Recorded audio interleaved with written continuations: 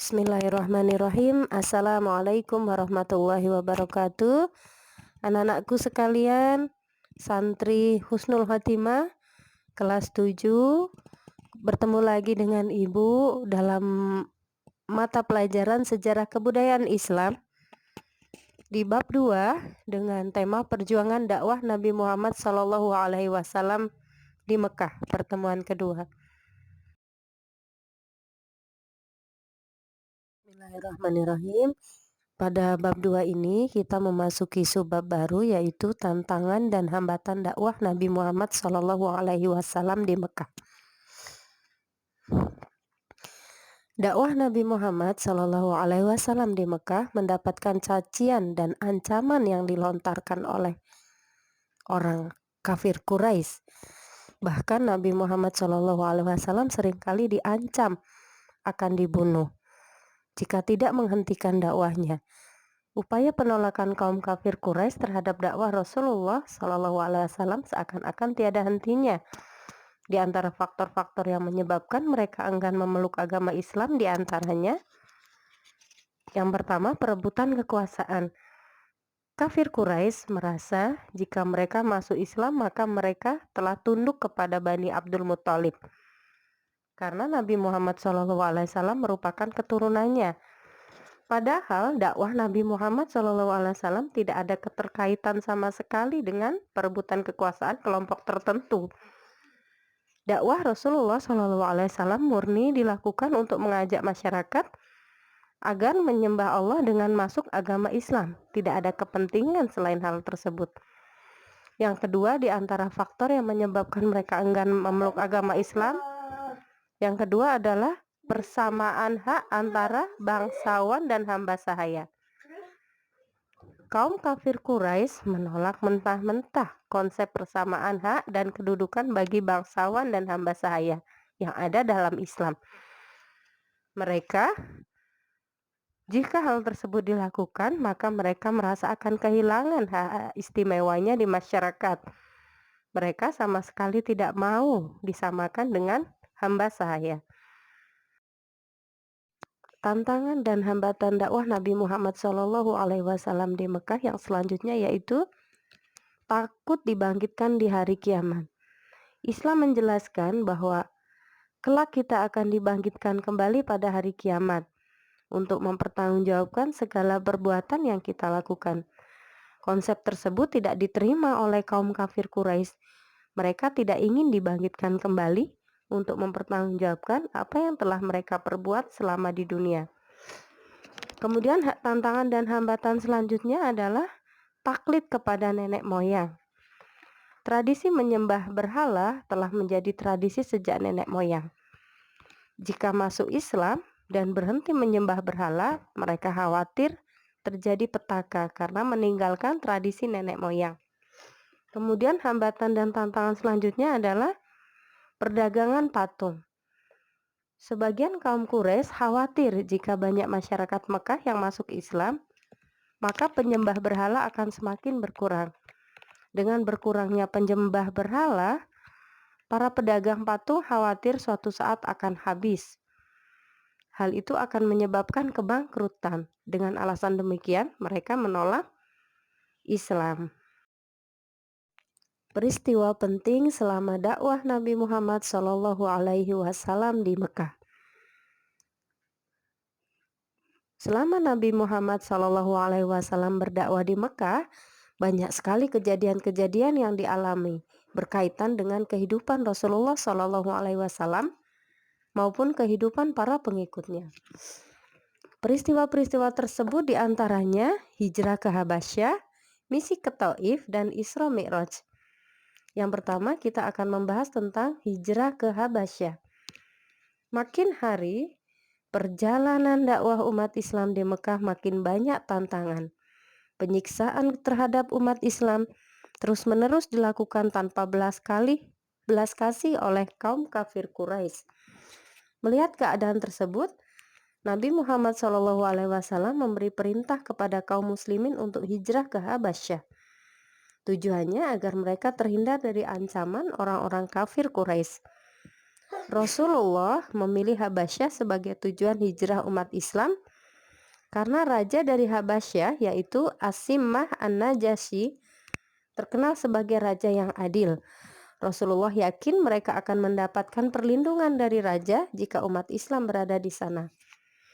Pada tahun kelima kenabian, berangkatlah 12 orang laki-laki dan 4 orang perempuan untuk berhijrah ke Habasyah.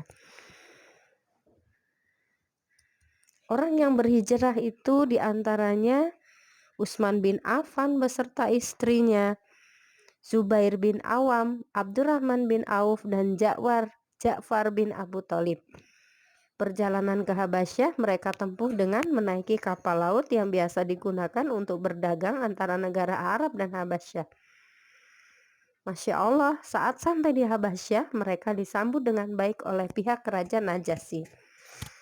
Namun kaum kafir Quraisy tidak tinggal diam. Mereka mengirimkan utusan untuk meminta Raja Habasyah memulangkan kaum muslimin. Namun Raja Najasyi menolak permintaan kaum Quraisy dan memberikan jaminan perlindungan kepada orang-orang yang berada di daerah kekuasaannya, termasuk para kaum muslimin tadi. Setelah 3 bulan tinggal di Habasyah, kaum muslimin memutuskan untuk kembali ke Mekah. Karena mendengar kabar bahwa keadaan di Mekah sudah kondusif. Tapi ternyata sesampainya di Mekah, kaum kafir Quraisy kembali melakukan tindakan semena-mena. Dengan demikian, kaum muslimin kembali berhijrah ke Habasyah untuk kedua kalinya. Mereka tinggal di Habasyah sampai tahun menjelang Rasulullah hijrah ke Madinah. Bahkan sebagian umat muslim ada yang bertahan di Habasyah sampai setelah Nabi Muhammad SAW melakukan hijrah ke Madinah. Mereka kembali ke Mekah ketika keadaan di sana sudah benar-benar kondusif. Peristiwa penting yang kedua adalah misi ke Taif. 10 tahun sejak Muhammad SAW diangkat menjadi nabi merupakan tahun kesedihan atau Am Huzn. Pada tahun tersebut, Rasulullah SAW kehilangan 2 orang yang dicintainya, yaitu istri beliau Khadijah radhiyallahu anhu dan pamannya yaitu Abu Thalib. Setelah keduanya meninggal, orang-orang kafir Quraisy makin gencar mengganggu dakwah Nabi Muhammad SAW. Kondisi tersebut membuat Rasulullah SAW bersama Zaid memiliki rencana pergi ke Taif. Apa alasan yang membuat Rasulullah SAW untuk ke Taif? Di antaranya, salah satu suku Arab yang terkuat ada di Bani Sakif. Rasulullah berharap suku tersebut masuk Islam dan menjadi kekuatan besar bagi umat Islam dan dakwah Rasulullah SAW. Yang kedua adalah Taif adalah kota kedua setelah Mekah. Alasan yang ketiga adalah jarak tempuh dari Mekah ke Taif tidak jauh sehingga umat Islam dapat membantu berdakwah di kota Mekah.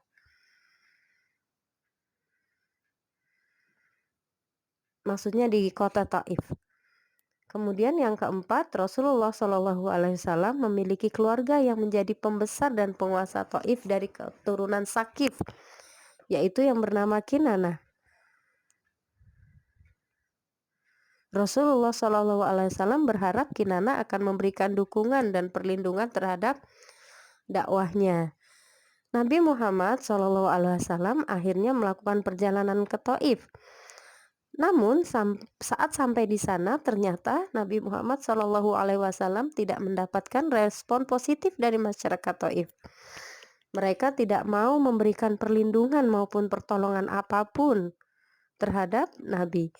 Mereka beralasan tidak ingin ada konflik dengan masyarakat Mekah. Penolakan oleh masyarakat Taif atas dakwah Rasulullah SAW salah satunya disebabkan oleh Abu Jahal. Ia menghasut dengan menyebarkan berita bahwa ajaran yang dibawa Nabi Muhammad SAW adalah kebohongan semata. Ia juga mengatakan bahwa Nabi Muhammad SAW akan menyesatkan orang-orang Arab. Dengan penuh rasa kebencian, masyarakat Taif akhirnya menolak dan mengusir Nabi Muhammad SAW. Bahkan mereka mengusir dengan melempari batu. Apa yang dilakukan oleh masyarakat Taif tadi membuat Rasulullah SAW mengalami luka cukup parah. Akhirnya Rasulullah untuk menghindari amukan dari masyarakat, Rasulullah kembali ke Mekah dengan perlindungan dari Mut'am bin Adi. Peristiwa penting yang ketiga yaitu Isra Mi'raj Nabi Muhammad SAW. Pada tahun ke-11 Muhammad SAW diangkat menjadi Nabi dan Rasul, tepatnya setelah Rasulullah SAW kehilangan dua orang yang sangat dicintainya. Terjadilah peristiwa yang disebut dengan Isra Mi'raj. Isra adalah perjalanan Nabi Muhammad SAW dari Masjidil Haram di Mekah menuju Masjidil Aqsa di Palestina. Adapun Mi'raj adalah perjalanan Nabi Muhammad SAW dari Masjidil Aqsa menuju langit ketujuh. Dan peristiwa Isra Mi'raj ini diabadikan dalam surah Al-Isra ayat 1 yang artinya Maha suci Allah yang telah memperjalankan hambanya, yaitu Muhammad pada malam hari dari Masjidil Haram ke Masjidil Aqsa, yang telah kami berkahi sekelilingnya agar kami perlihatkan kepadanya sebagian tanda-tanda kebesaran kami. Sesungguhnya dia maha mendengar, maha melihat. Peristiwa Isra Mi'raj ini terjadi pada malam 27 Rajab tahun 621 Masehi atau 1 tahun sebelum Nabi Muhammad SAW hijrah ke Madinah. Selama Isra Mi'raj, Nabi Muhammad SAW ditemani oleh malaikat Jibril dengan menaiki kendaraan yang bernama Buraq, yang kecepatannya seperti kilat. Dengan Buraq inilah perjalanan Isra Mi'raj sampai ke langit ketujuh dapat ditempuh dalam waktu 1 malam saja. Saat melakukan Isra, Nabi Muhammad SAW mengunjungi 3 tempat. Tempat tersebut adalah Yasrib atau Madinah, yaitu tempat Rasulullah SAW akan hijrah. Tempat yang kedua adalah tempat yang digunakan oleh Nabi Musa alaihissalam bermunajat kepada Allah Subhanahu wa taala, yaitu di Bukit Sinai. Kemudian tempat ketiga adalah Baitul Lahm, tempat Nabi Isa alaihissalam dilahirkan. Akhir perjalanan Isra, Rasulullah singgah di Masjidil Aqsa. Saat tiba di Masjidil Aqsa, Rasulullah SAW melanjutkan perjalanannya menuju langit ketujuh hingga Sidratul Muntaha. Di tempat inilah Rasulullah SAW mendapat perintah istimewa, yaitu sholat 5 waktu. Nah, kemudian kewajiban sholat 5 waktu menjadi ibadah yang harus dilaksanakan oleh seluruh umat Islam. Sejak Rasulullah SAW mulai menerima perintah hingga kelak kiamat tiba. Menjelang fajar, Rasulullah SAW dan malaikat Jibril sudah sampai di rumah dengan selamat. Saat waktu sudah masuk pagi hari, Nabi Muhammad SAW sudah berada di Masjidil Haram untuk menceritakan Isra Mi'raj yang beliau lakukan semalam. Selanjutnya meneladani dakwah Nabi Muhammad SAW di Mekah. Kesuksesan Rasulullah SAW dalam menyebarkan agama Islam di Mekah tidak diperoleh secara cuma-cuma. Tanpa kepribadian beliau yang baik dari diri Rasulullah SAW, tidak mungkin dakwah beliau berhasil dilaksanakan. Ada beberapa teladan yang bisa kita ambil sebagai teladan dalam kehidupan sehari-hari agar kita menjadi muslim yang taat beribadah dan berakhlak mulia. Yaitu yang pertama, Rasulullah memiliki keimanan yang kuat. Kemudian keteladanan yang selanjutnya, beliau adalah seorang yang sangat percaya diri. Kemudian yang ketiga, beliau pantang menyerah. Yang keempat, beliau sangat pemberani. Dan kelima, sabar. Yang keenam, beliau memiliki pribadi yang pemaaf terhadap saudara-saudaranya dan kaum kafir Quraisy bahkan yang pernah menyakitinya. Demikian yang Ibu sampaikan untuk pembelajaran SKI pada pertemuan ini.